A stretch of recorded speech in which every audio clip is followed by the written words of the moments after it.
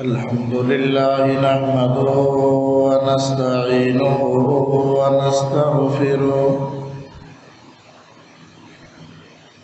ونستغفره ونؤمن به ونتوكل عليه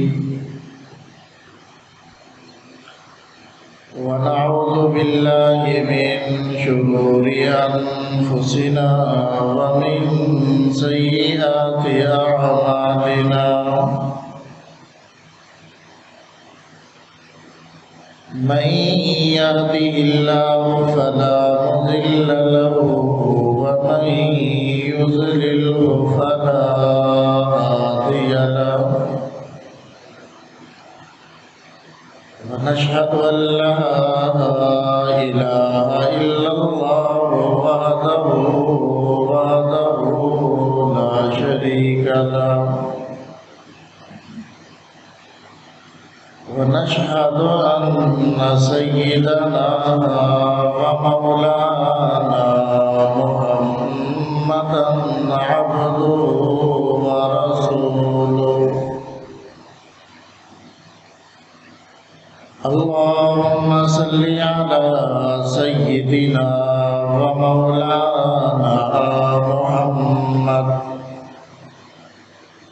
وعلى آل سيدنا ومولانا محمد وبارك وسلم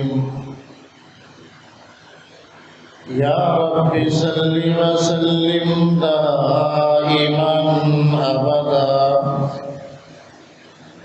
على حبيبك خير الخلق كلهم أما بعد فأعوذ بالله من الشيطان الرجيم بسم الله الرحمن الرحيم فمن أظلم ممن كذب على الله وكذب بالصدق إذ جاءه أليس في جهنم مثوى للكافرين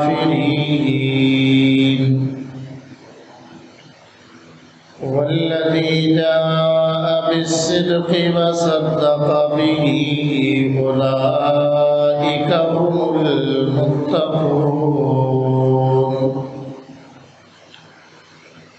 لهم ما يشاءون عند ربهم ذلك جزاء المحسنين ليكفر الله عنهم أسوأ الذي عملوا ويجزيهم أجرهم بأحسن الذي كانوا يعملون وقال الله تبارك وتعالى في مقامه الآخر يا أيها الذين آمنوا اتقوا الله وكونوا مع الصادقين وقال رسول الله صلى الله عليه وسلم إن الصدق ينجي والكذب يهلك وقال رسول الله صلى الله عليه وسلم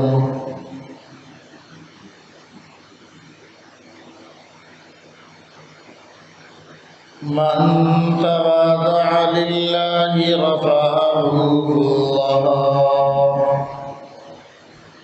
صدق الله العظيم وصدق رسوله النبي الكريم ونحن على ذلك من الشاهدين والشاكرين والحمد لله رب العالمين معزز سامعین، اللہ تعالیٰ کا بے حد احسان و کرم ہے کہ اللہ تعالیٰ نے ہم گناہگار بندوں کو اپنے مقدس دربار پہ آنے کی توفیق بخشی۔ دعا ہے کہ اللہ احکم الحاکمین ہمیں بار بار اپنے گھر میں باادب طریقے سے آنے کی توفیق نصیب فرمائے۔ پچھلے جمعے یہ بات عرض کی تھی کہ سچائی میں نجات ہے اور جھوٹ میں ہلاکت ہے۔ 3 واقعات کی طرف اشارہ کیا تھا کہ جو سچ بولنے والا ہے وہ نجات پا جاتا ہے اور سچ انسان کو جنت کی طرف پہنچا دیتا ہے، جھوٹ ہلاک کر دیتا ہے اور یہ جھوٹ بولنا یہ انسان کو جہنم تک پہنچا دیتا ہے۔ اسی سلسلے میں ایک واقعہ ہے حضرت کعب بن مالک رضی اللہ تعالی عنہ کا۔ غزوہ تبوک کا موقع ہے۔ رسول پاک صلی اللہ علیہ وسلم نے صحابہ کو واضح لفظوں میں فرما دیا کہ ہم نے تبوک کا سفر کرنا ہے، دشمن ہمارا طاقتور ہے، سفر دور کا ہے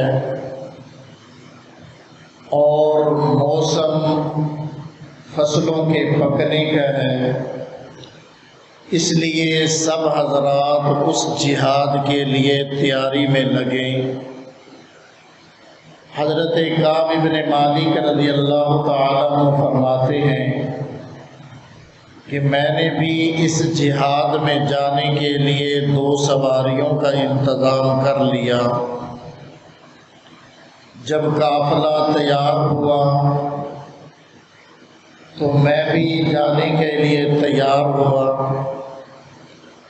لیکن سستی ہو گئی کہ میں مسجد میں آتا، نماز پڑھتا اور دل میں یہ سوچتا کہ انشاءاللہ میں بھی جاؤں گا اور اس دفعہ جانا کوئی مشکل بھی نہیں ہے، سواری کا بھی انتظام ہے،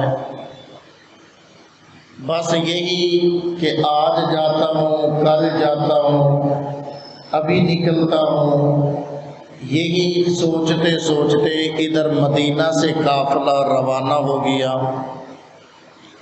اور میں قافلہ روانہ ہونے کے بعد جب گھر سے باہر نکلتا تو مجھے صرف وہی لوگ نظر آتے جن کے بارے میں منافقت کا خدشہ تھا یا جو معذور تھے، تو میں اپنے آپ کو بڑی ملامت کرتا۔ چنانچہ ادھر غزوہ تبوک کے موقع پر رسول پاک صلی اللہ علیہ وسلم پہنچ گئے۔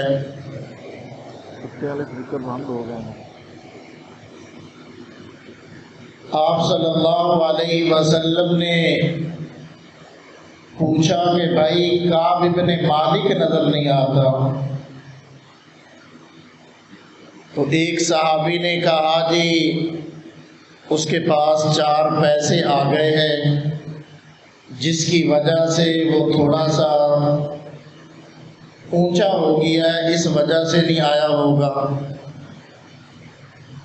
تو حضرت معاذ بن جبل رضی اللہ تعالی عنہ نے فرمایا کہ نہیں، ایسی کوئی بات نہیں ہے، میں نے اس میں سوائے خیر اور بھلائی کے اور کوئی بات نہیں دیکھی۔ چنانچہ رسول اللہ صلی اللہ علیہ وسلم اس جہاد سے واپس آئے۔ آپ صلی اللہ علیہ وسلم جب مسجد نبوی میں تشریف لائے آپ صلی اللہ علیہ وسلم کی عادت مبارکہ یہ تھی کہ سفر سے واپسی پر سب سے پہلے مسجد میں آتے، 2 رکعت نفل ادا کرتے، مسجد میں تھوڑی دیر کے لیے بیٹھتے، تو وہ لوگ جو پیچھے رہ گئے تھے وہ نبی پاک صلی اللہ علیہ وسلم کی خدمت میں آ کر عذر پیش کرنے لگے، جھوٹی قسمیں کھا کر اور تیز زبان کے سہارے انہوں نے آپ صلی اللہ علیہ وسلم کو تسلی دی۔ آپ صلی اللہ علیہ وسلم ان کا عذر قبول کرتے گئے۔ حضرت کعب فرماتے ہیں کہ جب میں رسول اللہ کی خدمت میں حاضر ہوا، میں نے عرض کیا یا رسول اللہ صلی اللہ علیہ وسلم، اگر میں کسی اور کے سامنے بیٹھا ہوتا تو اللہ نے مجھے گفتگو میں وہ ملکہ عطا کیا ہے کہ مطمئن کر دیتا، جھوٹ کے ذریعے میں اپنے آپ کو بچا لیتا، لیکن مجھے پتہ ہے اگر میں نے آج جھوٹ بولا تو اللہ تعالی وحی کے ذریعے آپ کو تمام حالات سے باخبر کر دے گا، اس لیے یا رسول اللہ صلی اللہ علیہ وسلم سوائے سچائی کے میں اور کوئی بات نہیں کروں گا، بس اس میں میری کوتاہی ہے کہ میں آپ صلی اللہ علیہ وسلم کے ساتھ روانہ نہیں ہو سکا۔ رسول پاک صلی اللہ علیہ وسلم نے فرمایا کہ اے میرے صحابہ، یہ سچ فرماتا ہے، لہذا اس کا معاملہ اللہ تعالیٰ جانو کہ میں سپرد کرتا ہوں۔ حضرت کعب رضی اللہ تعالیٰ عنہ فرماتے ہیں مجلس ختم ہو جاتی ہے، آپ صلی اللہ علیہ وسلم کے چہرے پر غصے کے آثار نظر آتے ہیں۔ آپ صلی اللہ علیہ وسلم نے مجھ سے بات کرنی چھوڑ دی، صحابہ کو حکم ہو گیا کہ ان سے کسی نے بات نہیں کرنی۔ مجھے کہا گیا اے کعب، آج تک تو نے کوئی گناہ کیا نہیں، آج تک تجھ سے کوئی خطا ہوئی نہیں، جاؤ رسول اللہ سے معافی مانگ لو، عذر پیش کر دو، اللہ کے رسول آپ کو معاف فرما دیں گے۔ حضرت کعب رضی اللہ تعالیٰ عنہ فرماتے ہیں میں نے کہا کہ نہیں، اب میرا معاملہ اللہ کے سپرد ہو چکا ہے۔ میں باہر نکلا، مجھے پتہ چلا کہ میرے ساتھ 2 اور صحابہ بھی ہیں، اور وہ بھی جنگ بدر میں شریک ہونے والے صحابہ ہیں، جن کی بزرگی کے بارے میں، جن کی سچائی کے بارے میں مجھے یقین تھا کہ وہ بھی میری طرح سچے ہیں۔ ادھر ہم لوگ وہ میرے دونوں صاحب اپنے گھروں میں بیٹھ گئے غم کی وجہ سے۔ میں نوجوان تھا، باہر بازاروں میں جایا کرتا، مسجد میں نماز پڑھنے کے لیے آیا کرتا، لیکن کوئی آدمی میرے سلام کا جواب دینے کو تیار نہ تھا۔ میں مسجد میں آتا، کوشش کرتا کہ رسول اللہ صلی اللہ علیہ وسلم کے قریب کھڑے ہو کر نماز پڑھوں، میں آپ صلی اللہ علیہ وسلم کے قریب کھڑے ہو کر نماز پڑھتا، آپ کو سلام کرتا، اور میری نگاہ آپ صلی اللہ علیہ وسلم کے ہونٹ مبارک پر ہوتی کہ آپ جواب دیتے ہیں کہ نہیں۔ جب میں آپ صلی اللہ علیہ وسلم کی طرف دیکھتا، آپ اپنا چہرہ پھیر لیتے، جب میں اپنا چہرہ اس طرف کو کرتا، رسول اللہ آنکھوں سے مجھے دیکھ لیا کرتے۔ کچھ دنوں کے بعد آپ صلی اللہ علیہ وسلم کا پیغام ملتا ہے کہ اپنی عورتوں سے الگ ہو جاؤ، ان کے قریب جانے کی تمہیں اجازت نہیں۔ میں نے عرض کیا یا رسول اللہ، کیا طلاق دے دوں یا ویسے الگ ہو جاؤں؟ فرمایا طلاق دینے کی ضرورت نہیں، الگ رہنے کا حکم ہے۔ حضرت کعب فرماتے ہیں یوں ہی دن گزرتے گئے، 50 دن یوں ہی گزر گئے، ہمارے لیے زمین تنگ ہو گئی، کوئی سلام کا جواب دینے کو تیار نہیں۔ ادھر جب 50 دن مکمل ہوتے ہیں، میں فجر کی نماز اپنے مکان کی چھت پہ پڑھ رہا تھا، مجھے کسی آواز دینے والے نے آواز دی، اے کعب تجھے خوشخبری ہو۔ میں سمجھ گیا کہ اللہ کی طرف سے ہماری توبہ قبول ہو گئی۔ خوشخبری دینے والا میرے مکان پہ آتا ہے، بآواز بلند میرا نام لے کر پکارتا ہے، اے کعب بن مالک تجھے مبارک ہو، اللہ نے تیری توبہ کو قبول کیا۔ میں نے جو قمیض پہنی ہوئی تھی وہ اتار کر اس کو خوشی میں دے ڈالی۔ رسول اللہ صلی اللہ علیہ وسلم کی خدمت میں حاضر ہوا، آپ صلی اللہ علیہ وسلم کا چہرہ کھل کھلا رہا تھا، 14ویں کے رات کے چاند کی طرح رسول اللہ کا چہرہ چمک رہا تھا۔ میں نے عرض کیا یا رسول اللہ صلی اللہ علیہ وسلم، آیا یہ میری توبہ کا قبول ہونا اللہ کی طرف سے ہے یا آپ کی طرف سے؟ رسول اللہ صلی اللہ علیہ وسلم نے فرمایا، اے کعب اللہ نے تمہاری توبہ کو قبول کیا، اللہ تعالیٰ کی طرف سے تم لوگوں کی توبہ قبول ہو گئی۔ اللہ جل شانہ کا اعلان ہوتا ہے، لقد تاب اللہ علی النبی والمہاجرین والانصار الذین اتبعوہ فی ساعۃ العسرہ۔ اللہ جل شانہ نے تم لوگوں کی توبہ کو قبول کر لیا۔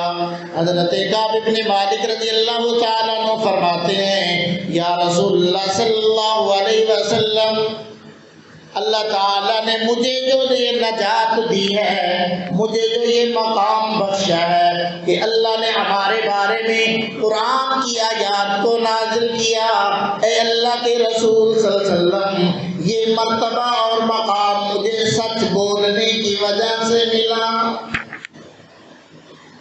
انما النجات بالصدق، اللہ نے مجھے سچ بولنے کی وجہ سے نجات عطا فرما دی ہے، اور میں اللہ کی قسم کھا کر کہتا ہوں، واللہ لا احدث الا صدقا ما بقیت، جب تک میں زندہ رہوں گا سوائے سچائی کے اور کوئی بات اپنی زبان پر نہ لاؤں گا۔ اللہ نے سچ بولنے کی وجہ سے مجھے نجات دی، سچ بولنے کی وجہ سے اللہ نے ہمیں یہ اعزاز بخشا کہ قرآن کریم کی آیات کو ہمارے بارے میں نازل فرما دیا۔ قیامت تک کے لیے اللہ کا قرآن ہماری سچائی کی گواہی دیتا رہے گا، ہماری توبہ کے تذکرے ہوتے رہیں گے۔ اس لیے میں نے عہد کیا، آج تک بھی میں نے کبھی جھوٹ بولا نہیں، لیکن آج میں پکا عہد پھر کرتا ہوں کہ تادم آخر کبھی بھی سچائی کا دامن نہ چھوڑوں گا۔ تو یہ رسول اللہ کا جو فرمان ہے، فرمایا نبی پاک صلی اللہ علیہ وسلم نے کہ او میرے صحابہ، سچائی نجات دینے والی ہے، جھوٹ ہلاکت میں ڈالنے والا ہے۔ تو کعب بن مالک رضی اللہ تعالیٰ عنہ فرماتے ہیں، میں نے سچائی کو لازم پکڑ لیا، اور اس سچائی کی وجہ سے اللہ نے مجھے جو مرتبہ اور مقام عطا فرمایا، شاید اور عبادات کی وجہ سے وہ مقام نہ ملتا۔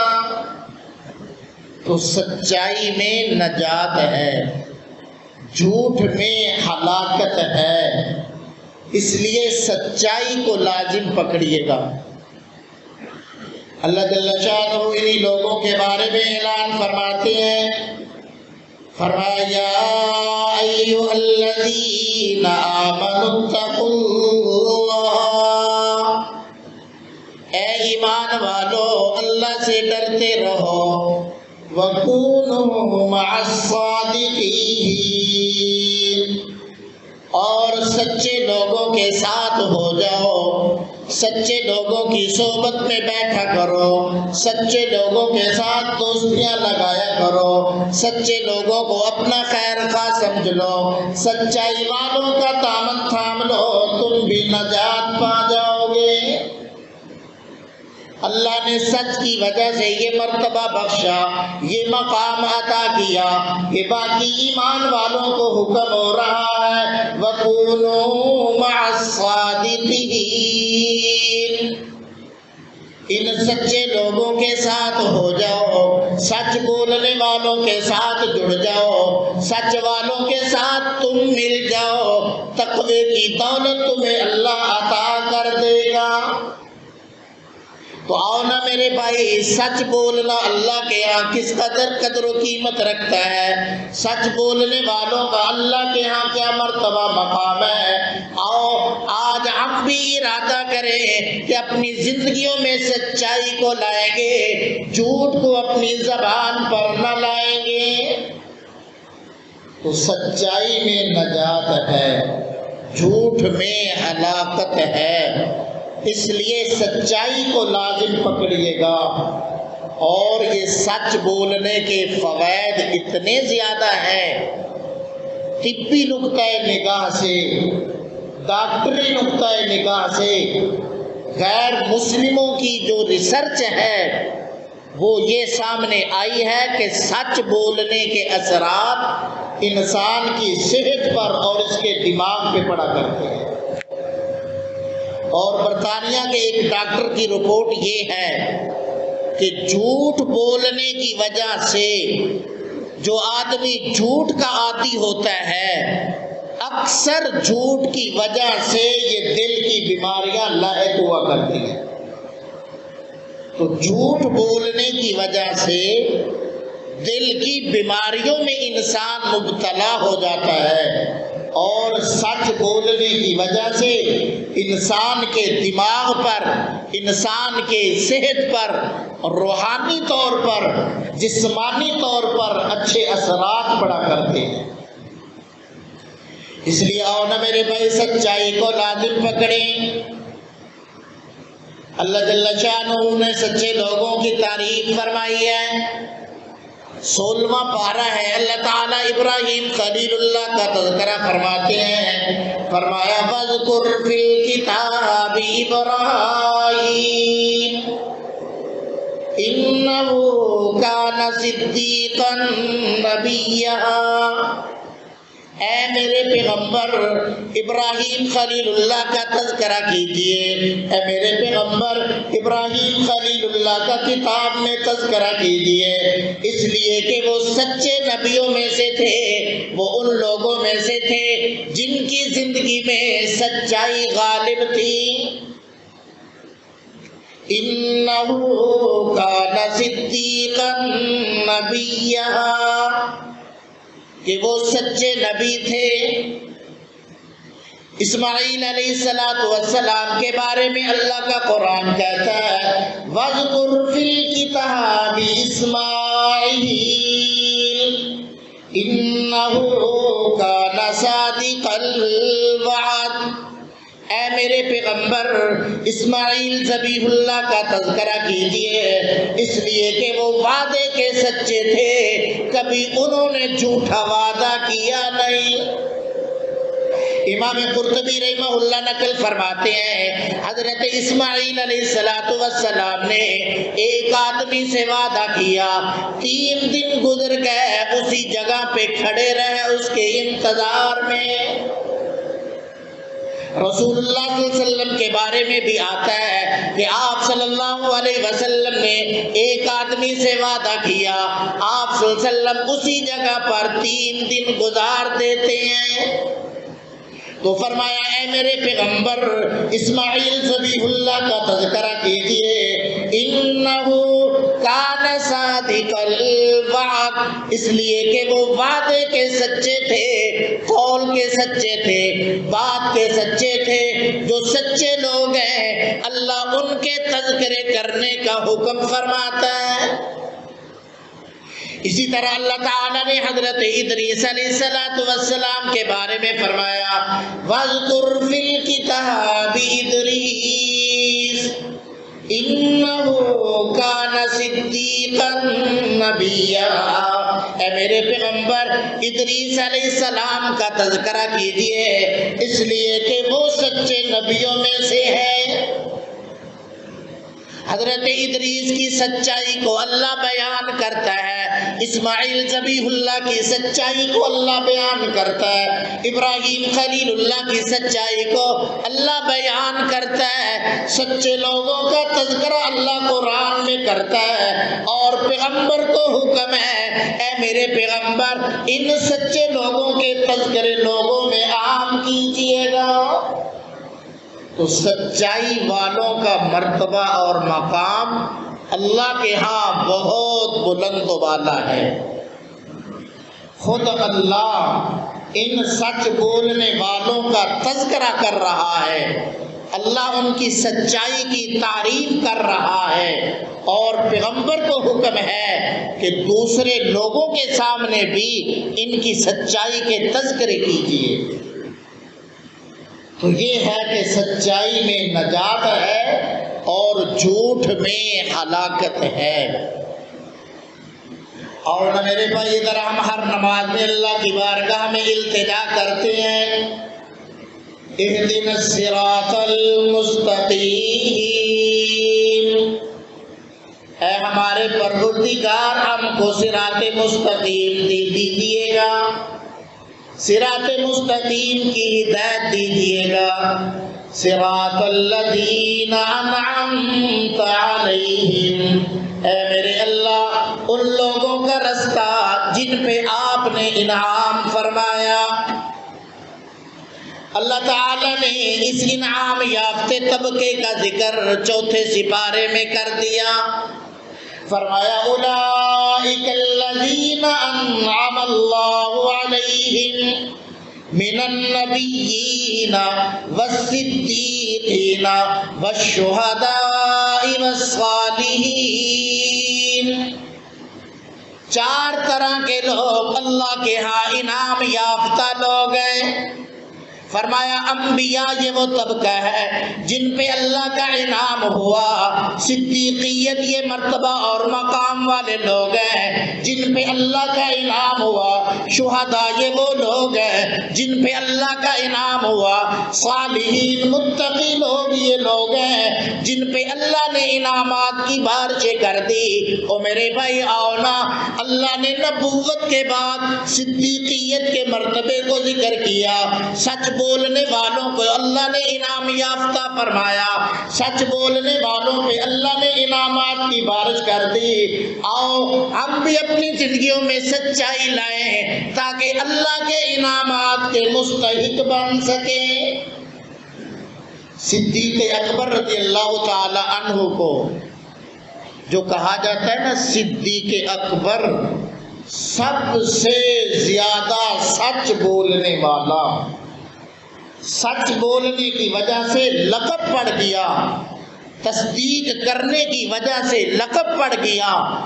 لوگ اصل نام ہی بھول گئے ابو بکر کا، اور لوگوں کی زبانوں پہ اللہ کی طرف سے ملنے والا القاب وہی جاری ہو گیا کہ صدیق اکبر اس امت کا سب سے زیادہ سچا آدمی انبیاء کے بعد اگر کوئی ہے تو وہ صدیق اکبر ہے۔